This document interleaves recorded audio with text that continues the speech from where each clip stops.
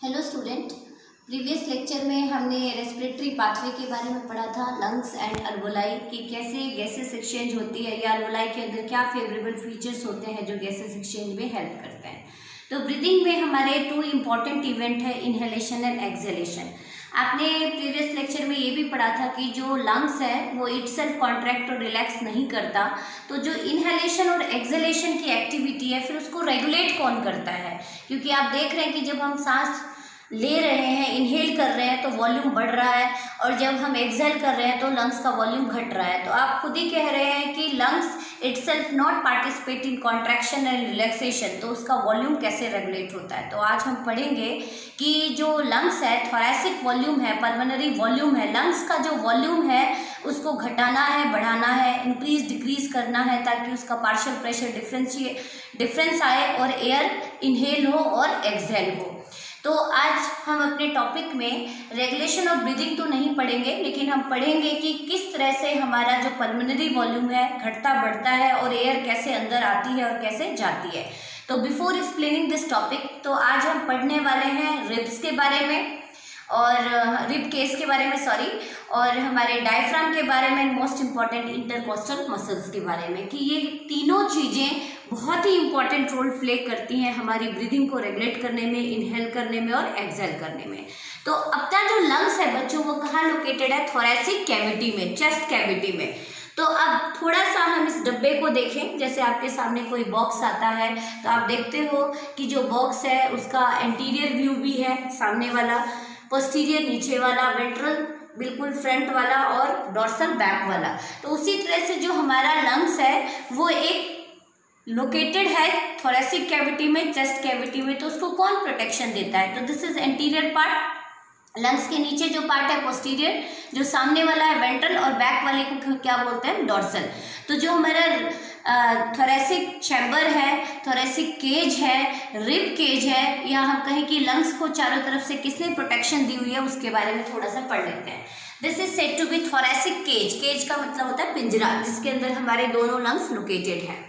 Covering of thoracic cavity makes thoracic cage, जिसके अंदर अपने दोनों स्पॉन्जी स्ट्रक्चर लंग्स लोकेटेड हैं। तो कैसे उसको प्रोटेक्शन मिलती है? तो देखें, एंटीरियर सरफेस, ये ऊपर वाला, तो इसको किसने प्रोटेक्शन दी हुई है बच्चों? Clavicle bone, this clavicle which is said to be collar bone, shoulder bone ने इसको प्रोटेक्शन दी हुई है, एंड नेक ने। तो एंटीरियरली यदि आप देखें तो अपना लंग्स जो which is surrounded with clavicle bones and neck part.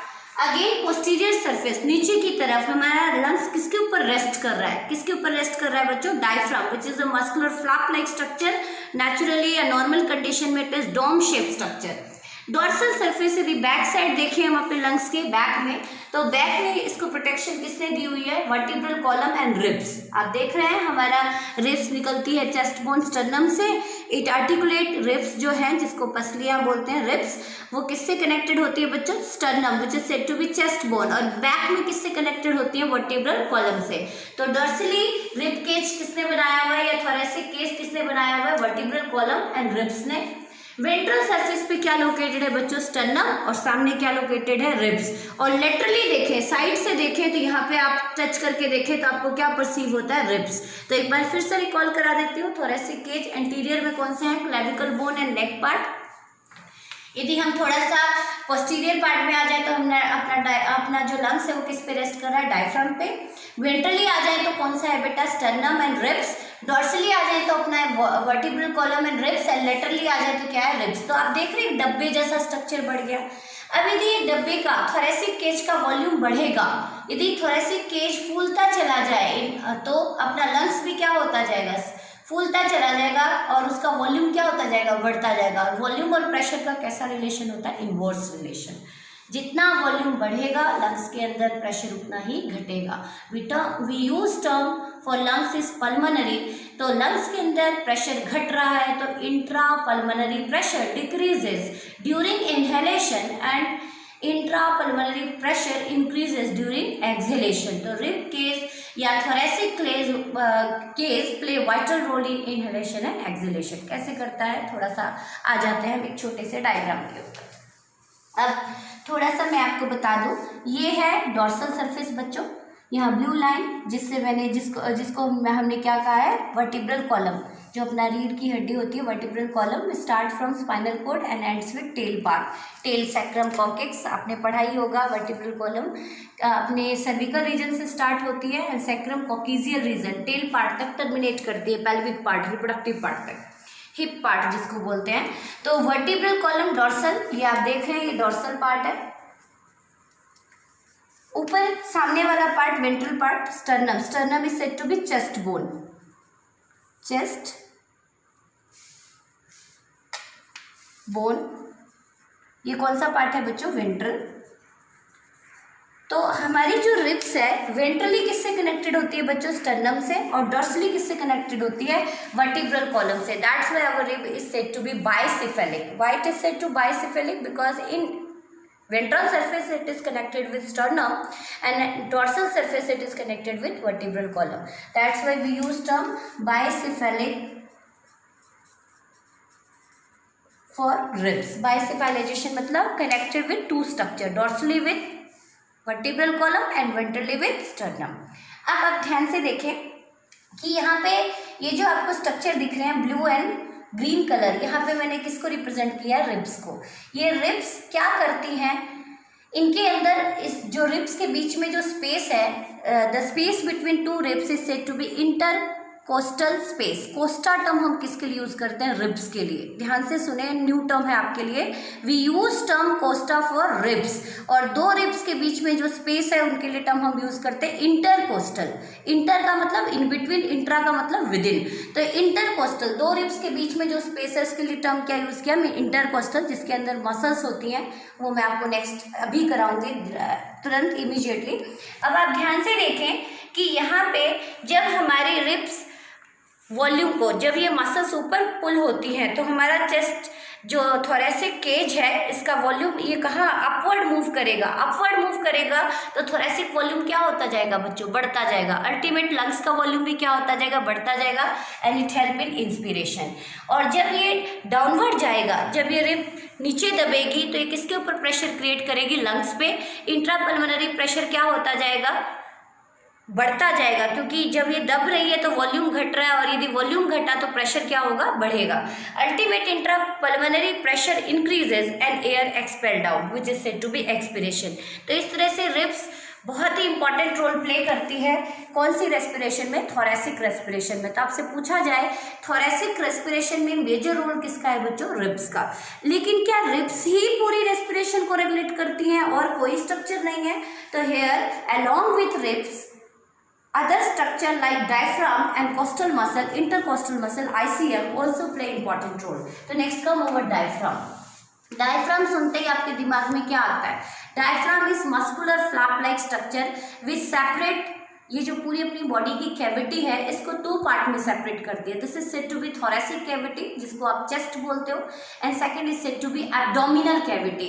तो जो डायफ्राम है ये दो कैविटी को सेपरेट कर रही है बच्चों। ऊपर वाले को क्या बोला हमने, थोरेसिक कैविटी, और नीचे वाले को क्या बोला, एब्डोमिनल कैविटी। तो अपना लंग्स कहाँ पे लोकेटेड है, अपना लंग्स लोकेटेड है थोरेसिक कैविटी में। This is said to be diaphragm, diaphragm. अब आप देखें कि जो डायफ्राम है थोरेसिक कैविटी और एब्डोमिनल कैविटी, अभी आप प्रीवियस चैप्टर में डाइजेस्टिव सिस्टम पढ़ के आए हैं कि यहाँ थोरेसिक कैविटी में अपना लंग्स लोकेटेड है, एब्डोमिनल कैविटी में अपना स्टमक, लिवर, पैनक्रियाज, इंटेस्टाइन सब कहाँ लोकेटेड है, एब्डोमिनल कैविटी में। तो जो डायफ्राम है इसने दो कैविटी को सेपरेट कर दिया बच्चों। तो इसमें से कौन कौन से स्ट्रक्चर पायस करते हुए निकलते हैं? तो इसमें से बाहर निकलती है एक तो आपकी इसोफेगस, जिसको आप फूड पाइप बोलते हो, एक एरोटा, और एक इंट्रा या हम कहें कि pulmonary vein, inferior vena cava कह सकते हैं हम, जो रेस्ट बॉडी पार्ट से, इसको हम टर्म आप लोगों ने पढ़ा होगा, इंफीरियर वेना केवा। थोड़ा सा ही आपके रेस्पिरेशन से रिलेटेड नहीं है, लेकिन आपकी नॉलेज के लिए बता दूं कि डायफ्राम एक ऐसा स्ट्रक्चर होता है जो थोरेसिक कैविटी और एब्डोमिनल कैविटी को सेपरेट करती है, और इसमें 3 ओपनिंग्स होती हैं या 3 पार्ट इसको पायर्स करती हैं। एक तो इसोफेगस जो फूड को कंडक्ट करती है buccal cavity to stomach, second one is aorta which emerge out from heart and supply oxygenated blood to all body parts, and third is inferior vena cava। जितने भी बॉडी ऑर्गन्स हमारे heart से नीचे located हैं, क्योंकि our heart itself located in thoracic cavity in cardiac notch area, तो यहाँ से जितने भी डीऑक्सीजनेटेड ब्लड है उसको वापस से हार्ट में डालना है, उसकी सर्कुलेशन करानी है, उसको ऑक्सीजनेट कराना है। तो इंफीरियर वेना केवा भी कहाँ से जा रही है बच्चों? यहाँ से। तो आप डायरेक्शन देख रहे हैं कि इसोफेगस थोरेसिक चैम्बर से कहाँ एंटर कर रहा है? एब्डोमिनल चैम्बर में। एरोटा भी थोरेसिक चैम्बर से कहाँ एंटर कर रहा है? अपने एब्डोमिनल चैम्बर में। और अपनी inferior vena cava abdominal cavity से कहाँ एंटर कर रही है? थोरेसिक कैविटी में। तो डायफ्राम जो 2 कैविटी को सेपरेट करती है। अब बात आती है कि डायफ्राम होता कैसा है और किस में मिलता है। तो it is characteristic feature of Mammalia, mammals में मिलता है बच्चों। ये मैमल्स का इंपॉर्टेंट फीचर है और मैमल्स को ये एडवांस भी बनाता है क्योंकि it play very vital role in inhalation along with crocodile which belong to class reptilia. ये एक्सेप्शनल है, तो आपके नीट में इस तरह के एक्सेप्शनल क्वेश्चंस पूछे जाते हैं। तो डायफ्राम सिर्फ किसका कैरेक्टरिस्टिक फीचर है? मेमिलिया का। ये आप ध्यान रखें।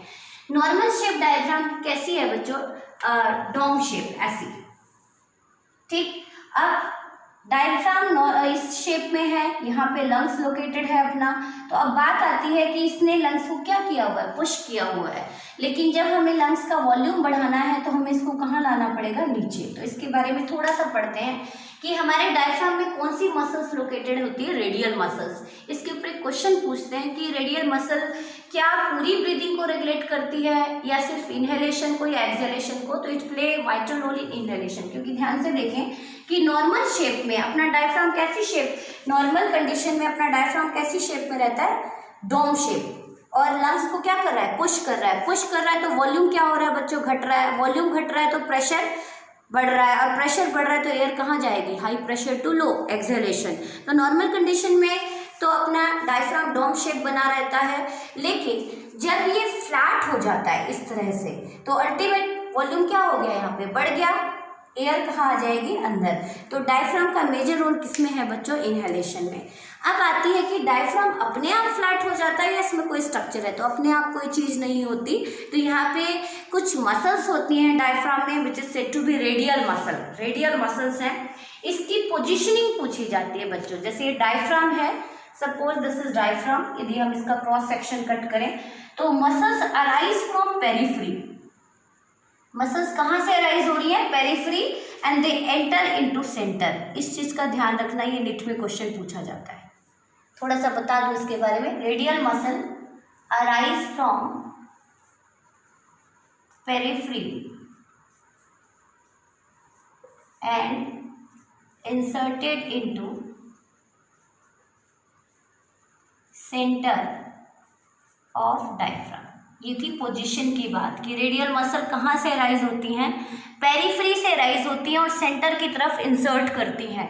And this is the important question of NEET कि किस तरह की रेडियल मसल की अरेंजमेंट होती है।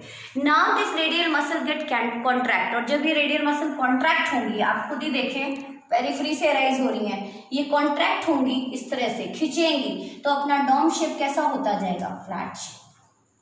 It get flattened. आप खुद देखें, इट अराइज फ्रॉम पेरिफ्री। अब ये इस तरफ खींच रही है बच्चों, ये सारी मसल्स पेरिफ्री की तरफ खींच रही हैं, तो इसकी शेप कैसी होती जाएगी? फ्लैटेंड। और जब ये फ्लैट होगा तो अपना थोरेसिक केस का वॉल्यूम क्या होता जाएगा? बढ़ता जाएगा। किस एक्सिस पे बढ़ता जाएगा? आप खुद ही देखें, हमारा डायफ्राम को किस सरफेस पे लोकेटेड है? पोस्टीरियर पे। और यदि डायफ्राम फ्लैट होगा तो ये वॉल्यूम को इस एक्सिस पे बढ़ाएगा, ये पोस्टीरियर एक्सिस और ये एंटीरियर एक्सिस। तो it increase the volume at antero posterior axis. इस तरह से वॉल्यूम बढ़ेगा, लंग्स को स्पेस मिलेगा। यदि वॉल्यूम ऐसा बढ़ रहा है बच्चों वेंट्रल डॉर्सल, तो वेंट्रोडॉर्सल बोलेंगे। एंटीरियो पोस्टीरियर का मतलब जब डायफ्राम फ्लैट हो रहा है तो पोस्टीरियर एक्सिस पे वॉल्यूम बढ़ता जा रहा है, लंग्स का वॉल्यूम बढ़ता जा रहा है, प्रेशर घटता जा रहा है, तो एयर क्या हो जाएगी, यहाँ पे इनहेल होगी। तो now flatten diaphragm increase volume of thoracic cavity, ultimate volume क्या हो गया, बढ़ गया, एंड दिस अलाउ इनहेलेशन। तो 3 चीजें याद रखना आप डायफ्राम में। First, it is characteristic feature of mammalia except crocodile. Second, इसके अंदर कौन सी मसल्स होती हैं, रेडियल मसल, जिसकी अरेंजमेंट कहाँ होती है, पेरिफेरी टू सेंटर, और जब ये कॉन्ट्रैक्ट होती हैं तो डायफ्राम कैसा हो जाता है, फ्लैट, और it allow inhalation by increasing the volume of thoracic cavity and ultimately the volume of lungs. अब बात आती है एक चीज और कि डायफ्राम में कितने पार्सिंग देखी गई है, कितने चीज़ों की एंट्री देखी गई है पार्सिंग। तो oesophagus and aorta which entered from thoracic to abdominal cavity and inferior vena cava from abdominal cavity to thoracic cavity. Next 2 topic clear हो गए होंगे आपको, एक तो thoracic cage और second diaphragm. Next come over third part which also play very important role in breathing, that is inhalation and exhalation, which is said to be ICM, intercostal muscle. We use term costa for ribs. किसके लिए term use कर रहे हैं बच्चों हम, Costa, ribs के लिए। इंटरकोस्टा जो 2 रिब्स को आपस में कनेक्ट करें। अब ध्यान से देखें, यहाँ पे the space between 2 ribs is said to be intercostal space in which 2 type of muscles are present. 2 तरह की मसल्स प्रेजेंट हैं, तो थोड़ा सा ध्यान से सुने। EICM external intercostal muscle, IICM internal intercostal muscle. अब आप देखें, यहाँ पे आप ध्यान से देखें बच्चों, जैसे मैंने कहा कि ये 2 रिब्स हैं, सपोज ये, या फिर मैं आपको मार्कर के हेल्प से एक्सप्लेन करती हूँ। सपोज अपने सामने ये 2 रिब्स है बच्चों, ये 2 रिब्स, ये 2 रिब्स है। ये जो आपको सामने वाला हिस्सा दिखाई दे रहा है इसको आप क्या बोलोगे, वेंट्रल, और जो पीछे वाला हिस्सा है इसको क्या बोलोगे, डॉर्सल। कैप का जो ये वाला पार्ट है इसको हमने सपोज किया डॉर्सल, और इसको हमने क्या सपोज किया, वेंट्रल। तो अब ध्यान से सुने, EICM originate from dorsal part of upper rib end insert in ventral part. यहाँ से अराइज होती है बच्चों, यहाँ से डॉर्सल से, अपर रिब है ये और लोअर रिब है, ये वेंट्रल सरफेस है, ये डॉर्सल सरफेस है। यहाँ से अराइज हुई और कहाँ आके जुड़ी, यहाँ, it's arise from dorsal surface, यहाँ से अराइज हुई डॉर्सल से और कहाँ आके जुड़ी, ventral surface of lower rib. तो इस मसल्स को क्या बोलेंगे हम, एक्सटर्नल इंटरकोस्टल, या सिंपली मैं अपने फिंगर से समझाऊं, ये अपर रिब है, ये लोअर रिब है, ये डॉर्सल सरफेस है, ये वेंट्रल सरफेस है। जो मसल्स ऐसे, अब आप देखें ये मसल्स, ये कहाँ से राइज हो रही हैं, डॉर्सल से, और कहाँ आके अटैच हो रही हैं, वेंट्रल ऑफ लोअर रिब, इसको क्या बोलेंगे, एक्सटर्नल इंटरकोस्टल मसल। और जो मसल्स लोअर रिब के ध्यान से सुने कि originate from dorsal part of lower rib, dorsal part of lower rib. अब यहाँ पे लोअर रिब कौन सी थी, ये, इसके डॉर्सल से अराइज हो और कहाँ जाके जुड़े, वेंट्रल ऑफ द अपर लिब, उसको क्या बोलेंगे बच्चों हम, इंटरनल इंटरकोस्टल। इस चीज़ को ध्यान से आप समझ लें कि जैसे ये 2 रिब्स हैं, अपर रिब, इसको मैं थोड़ा सा 2 डायमेंशन में, आपको क्लियर नहीं होगा, 3 डायमेंशनल व्यू इसके लिए होनी चाहिए। लोअर रिब, ये सामने जो दिख रहा है ये कौन सा सरफेस है बच्चों, वेंट्रल, और जो पीछे के साइड है बैक, इसका वो कौन सा सरफेस है, डॉर्सल। तो originate from dorsal part of upper lib, dorsal मतलब पीछे से अराइज हुआ है, तो पॉइंट आपको दिखाई नहीं देगा। और कहाँ आके जुड़ रही है ये, यहाँ,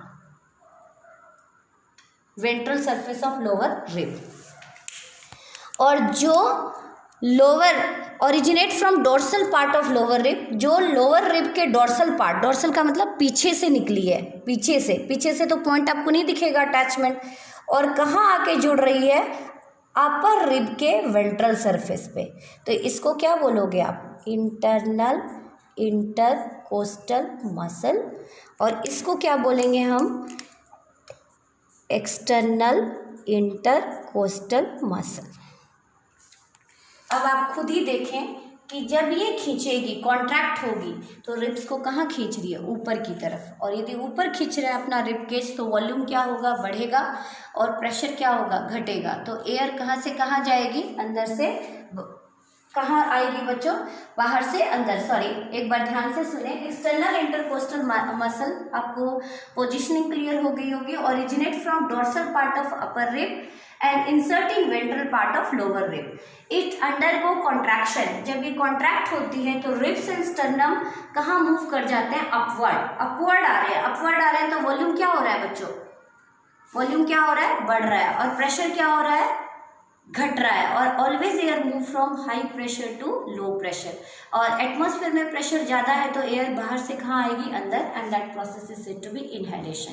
तो इनहेलेशन में कौन सी इंटरकोस्टल मसल का रोल होता है, एक्सटर्नल इंटरकोस्टल। याद करने का तरीका, इनहेलेशन में ई का और एक्सहेलेशन में आई का अपोजिट याद रखना। याद करने का तरीका होता है, एक्सटर्नल इंटरकोस्टल मसल किस में हेल्प करती है, इनहेलेशन में। और इंटरनल इंटरकोस्टल मसल जब कॉन्ट्रैक्ट करती है तो अपनी रिब्स केज कहाँ खींचती जाती है, नीचे, डाउनवर्ड। तो अपना थोरेसिक वॉल्यूम क्या होता गया, घटता गया। लंग्स का वॉल्यूम भी क्या होता गया, घटता गया। प्रेशर क्या होता गया, बढ़ता गया। तो जब प्रेशर लंग्स में बढ़ेगा तो एयर कहाँ निकलेगी, लंग्स से बाहर, and that process is said to be exhalation. तो जो नॉर्मल सी आपको ब्रीदिंग प्रोसेस दिख रही है, inhalation, exhalation, it is not operated in simplified way.